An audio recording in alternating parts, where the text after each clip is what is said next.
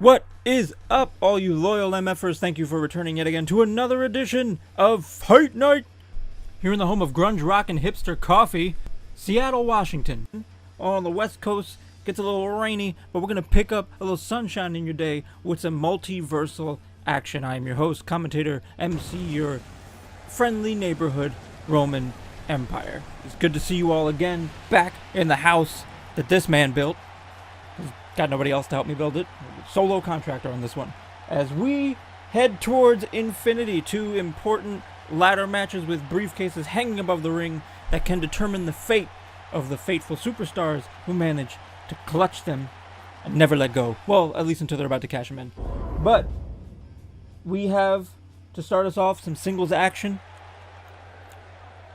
We've seen the symbiotes fell the likes of the Brotherhood, take on Scarlet Spider and Spider-Man together.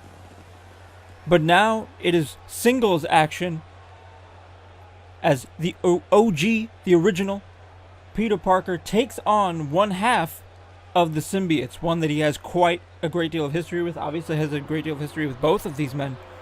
But particularly when you think Spider-Man, one of the big enemies you think of, at least if you're someone who remembers the animated series or you're somebody who remembers the comic books from way back in the day.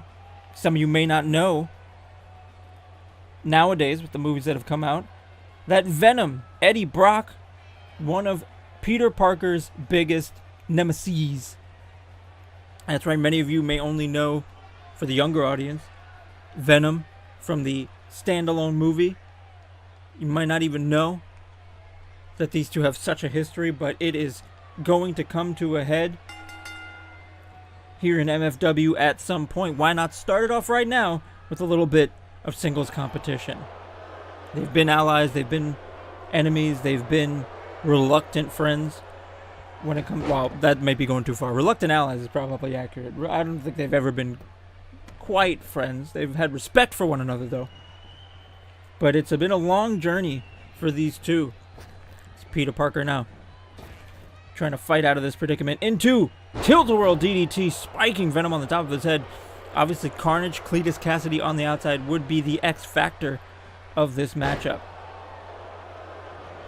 Oh, and a big clothesline flooring the smaller Parker. That power versus quickness dynamic that these two have. Sling Blade. Obviously Parker not going down without a fight and bringing the fight to Brock. I say Eddie Brock as the most likely candidate under that symbiote suit, but it could be Matt Gargan or any number of people to wear the Clintar symbiote as the name of that alien presence. Only one count.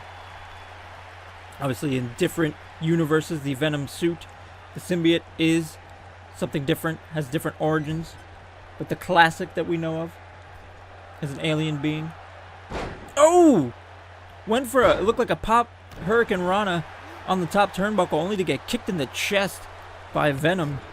That was an ugly landing for Parker.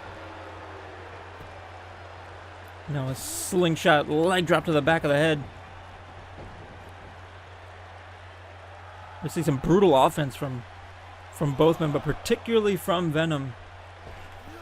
Oh, went for a forearm similar to the move that Daredevil uses, the Fearless forearm, but sidestepped by Venom as he crawls now to the apron. Oh, referee holding back Venom. In the process, it looks like Carnage just slid a chair into the ring when the referee wasn't paying attention. Oh!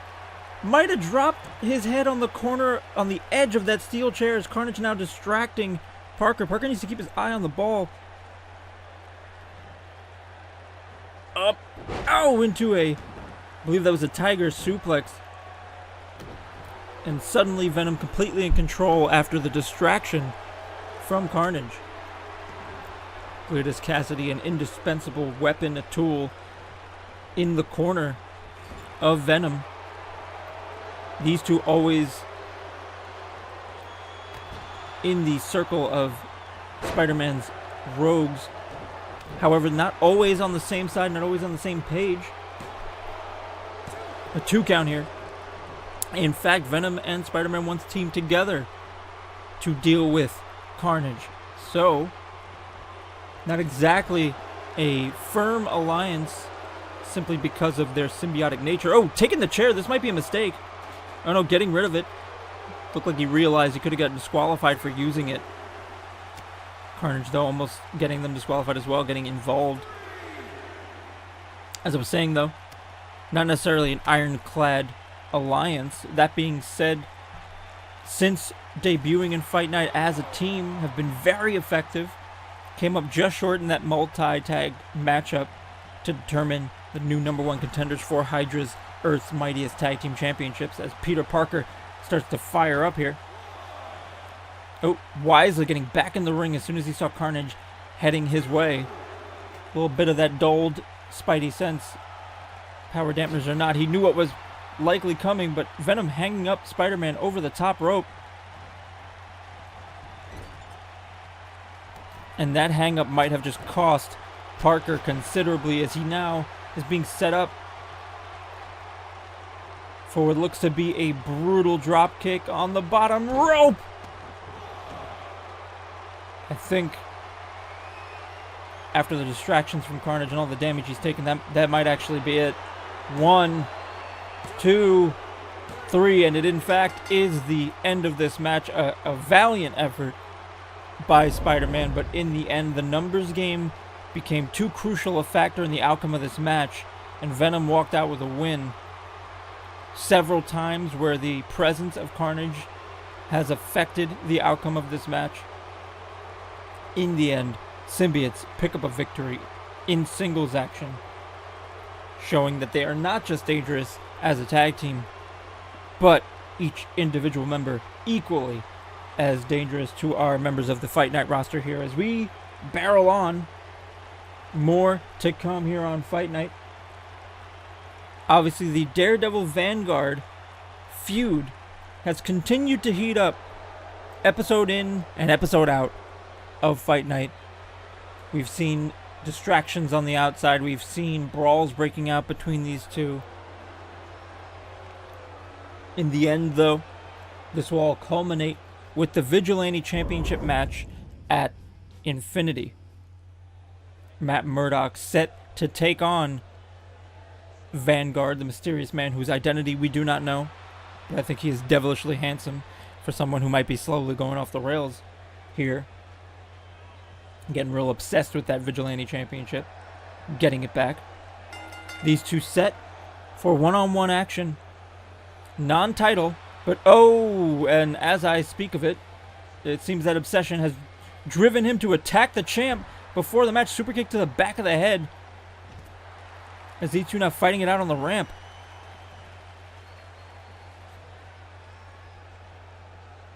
Having a little dance over the title there for a second.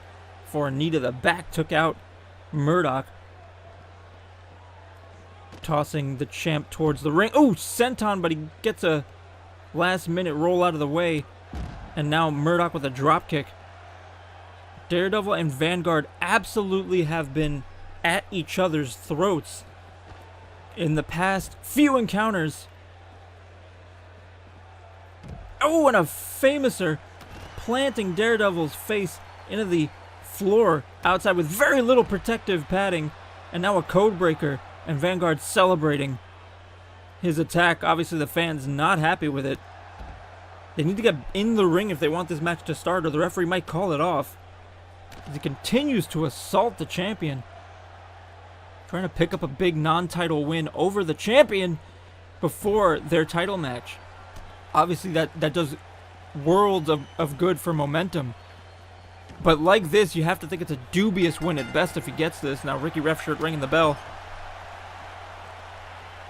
And now Vanguard already into the high impact offense with a tornado DDT onto the ropes. Oh! Tope Atomico rolling over the upper body, setting up for that bicycle knee we saw took out Black Panther last time on Fight Night. Not going in for the pin though this time, still wanting to inflict more damage. Knee into a neck breaker. And already setting up for the vantage point, looking for a quick win, looking for a decisive win. And there it is, finisher hit. Could this be it? 1, 2, only a 2 count. Obviously would be quite an embarrassment, to end up with a very short defeat in the record books. Obviously the attack beforehand leave a bit of an asterisk, but we don't have asterisks on the record books. We only got wins and losses. As Daredevil fights out of this triangle. Vanguard just trying to inflict as much damage as possible before the pay-per-view. Spanish Fly as Daredevil suddenly with this burst of adrenaline fighting back into this. Oh, and a clothesline. Fighting through the pain. Has to be nowhere near 100% after that beating on the ramp. But when you got that adrenaline coursing through your veins, you shrug off a lot of that pain. It's going to catch up with him eventually, but now locking in the rest hold, slowing down Vanguard, but I'm not sure this is the best idea, especially when you're in pain yourself, when you've been dealing with that. He might need it for the second wind, but it's going to give that pain time to catch up and that adrenaline will wear off. Going in for a quick pin here, obviously only a 1 count. Murdock fighting from a disadvantage for certain after that blindside attack, no pun intended.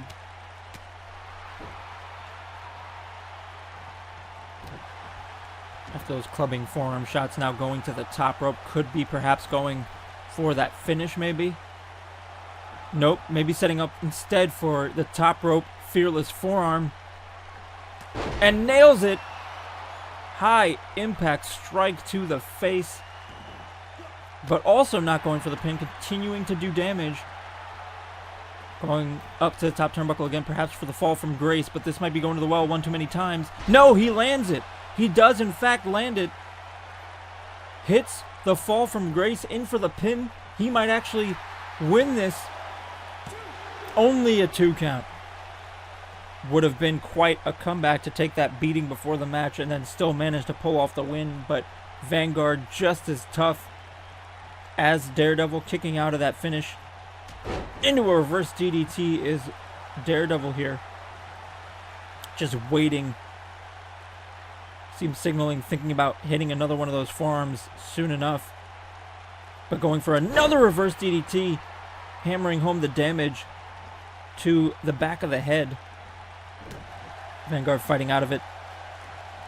Oh, looked like he might have been going for the vantage point, but pushed away, avoiding the crossbody from Daredevil. These two put on classics every time they're in the ring.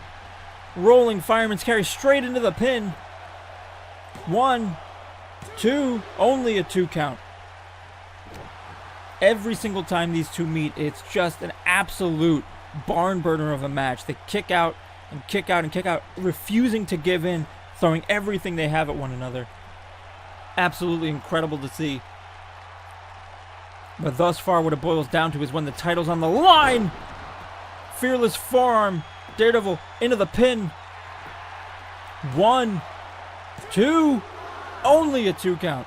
As I was saying though, when the title's on the line, unable to get the job done has Vanguard. Unable to defend, now looking to try and capture it. Can he change his luck in those regards? When it's not on the line though, vantage point. 1, 2, 3, and there's your win. As we were just saying, when it's not on the line, Vanguard seems to have Daredevil's number.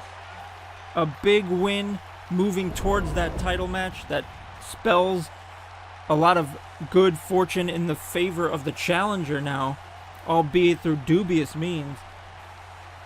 That being said, we've seen what happens when the title's on the line between these two and how Murdock can pull out all that reserve, all that untapped strength and potential in the last moments to keep that title or to gain it, depending on the situation.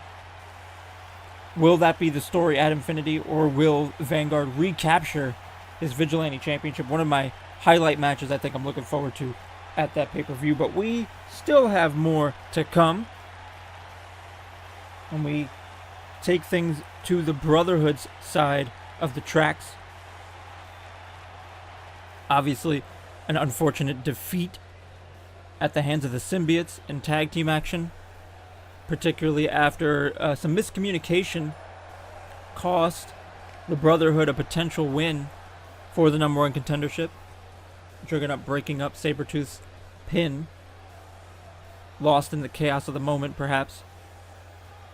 In the end, S.H.I.E.L.D. would be victorious.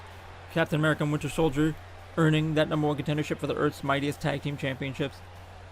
But after yet another loss, looking to turn things around in singles competition this time, particularly Juggernaut. Juggernaut has quite a bit to prove. Was the one pinned in the tag match, was the one who particularly might have cost his team in the multi-tag team contendership match. And so he's been put in singles competition, accompanied to the ring by the rest of the Brotherhood here: Magneto, Sabretooth, Mystique, Raven Darkholme, Victor Creed, Max Eisenhart, all accompanying Kane Marco to the ring as he looks to redeem himself by taking on a powerhouse from the X-Men's side of the tracks. Obviously on Fight Night, our most prominent X-Men based tag team, Fastball Special, comprised of Colossus and Wolverine.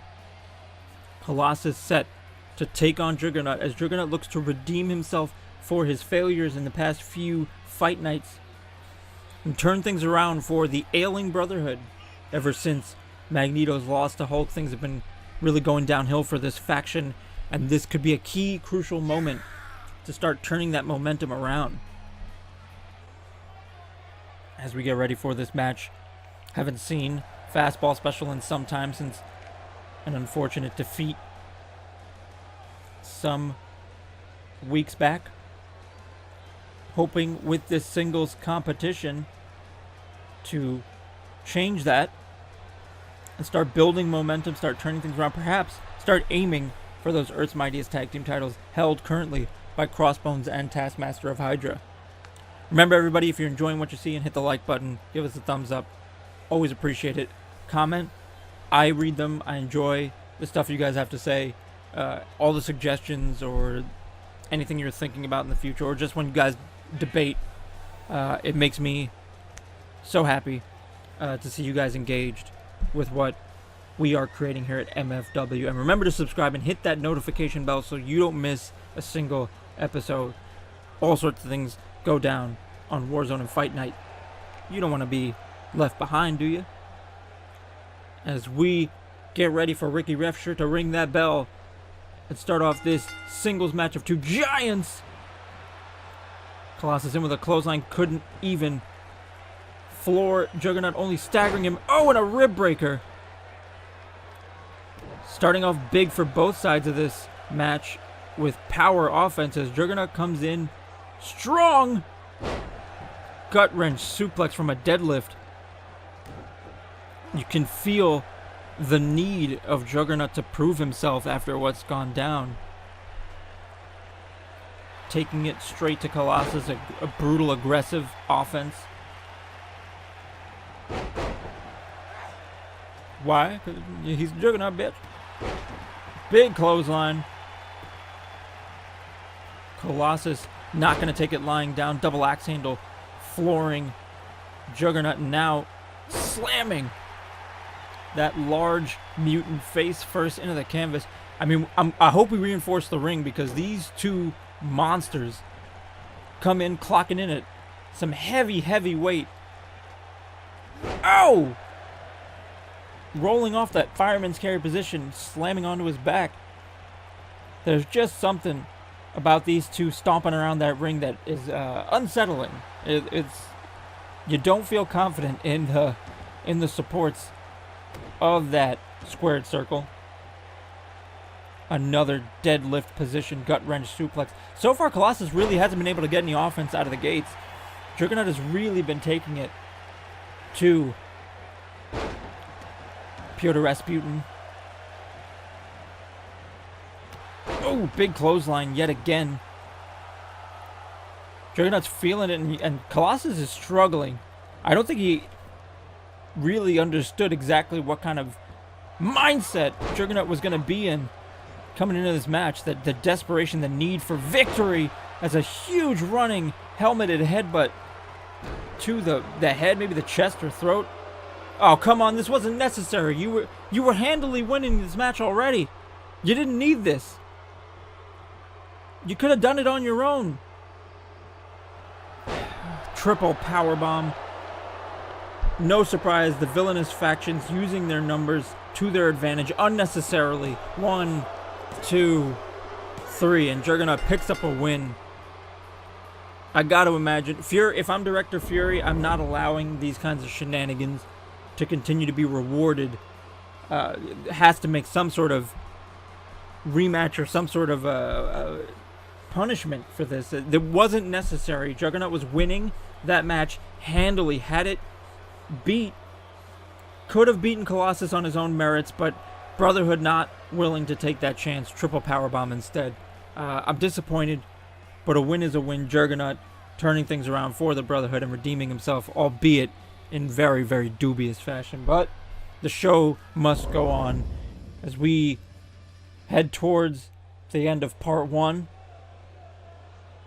And we have a qualifier for that Ultimate Contingency Plan briefcase 8-man ladder match. This man has been impressive in his debut, but he's been struggling ever since, losing to the former Vigilante champion. Looking to turn things around now, but came in with a big win over Magneto, who we just saw, accompanying Juggernaut to the ring. Because of that, because of his showing against the former Vigilante champion, has been rewarded with the opportunity to win one of those coveted spots for that briefcase. Who's his opponent going to be? A man who's been fighting back from his sort of up and down record since debuting. Accompanied to the ring by one half of the undisputed women's tag team champions, Black Canary, Green Arrow, Oliver Queen. He's been impressive. Both men were a part of that battle royal to determine one of those spots. Showed a lot of heart, a lot of resiliency. In the end, Punisher won that match, taking one of those spots. But now, one of these two who are in that match has a chance to seize a second spot. Will it be Green Arrow? Will it be Black Panther in this DC versus Marvel matchup? Obviously, Storm Aurora Monroe in the corner of King T'Challa. Dinah Drake, excuse me. Could be any number of Black Canaries, there are quite a few. But that is the Dinah Drake, Black Canary in the corner of Green Arrow, as their two respective husbands fight it out. And two strong women in their own rights. Oh, went for a springboard moonsault. Green Arrow quickly getting out of the way, though, and then retaliating with a strike to the back. Both these men so quick, so martially experienced, well-trained. But the difference has to be the more acrobatic and animalistic style of Black Panther versus... Oh, going in for the pin. Only a 1 count. Versus the more, I would say, technical offense. What a combination into the sweep. The more technical offense of a Green Arrow. Still brutal strikes, obviously, as well. Very competent striker. But that technical prowess versus that acrobatic quickness of Black Panther will be the key factors to watch.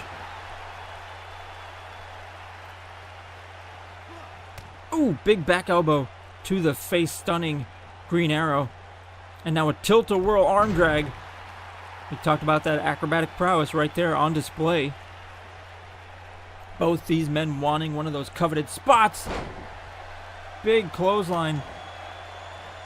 It's been back and forth with this match pretty significantly. It's no one superstar really dominating the offense in this match. Butterfly backbreaker suplex. Green Arrow was setting up in that corner, maybe thinking about the trick shot, but changed his mind. Saw Black Panther stirring and decided to go after a grounded opponent instead. Knee to the face. And now, lining up, could be going for that Broken Arrow DDT. There it is. spiking Black Panther on the top of his head, straight into the pin. 1, 2, almost 2.5. Very close call. I think after this match, both men will probably have a great deal of respect for one another. Neither man has really been able to gain full control of this match. At any given moment, either one can strike and turn things around. It's really anyone's match in this one. Black Panther now finding that momentum, getting back into this one. Ducking under into a crossbody off the ropes. Wheelbarrow facebuster. Perfectly laid in the middle of the ring for Black Panther. Oh, but reversal. Green Arrow turning things around with another clothesline. It's been so back and forth between these two. So quick to respond, so quick to react, able to counter one another. It's really been a counter for counter matchup with these two. Green Arrow now using that gator roll style wrestling takedown. Into the pin. I don't think this is going to be enough, but wearing down King T'Challa here, getting a 2 count. The exhaustion starting to build. Oh, wait a minute. Tilt-a-whirl arm drag again.